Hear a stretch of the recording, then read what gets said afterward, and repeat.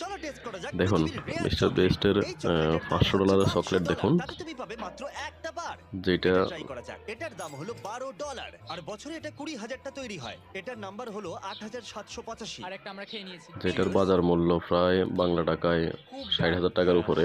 আমার ঠাকুমার কে ভালো খায় এই লাগে। চকলেট? চকলেট কারা খায় দেখুন। কোয়ালিটির মাচা দিয়ে এক্সট্রা $3 দিলে বেটার র‍্যাপার পাবে। ও দাঁড়াও, আমি ভাবিনি এটা সবুজ হবে। এটা কি পোকা? চিয়ার্স।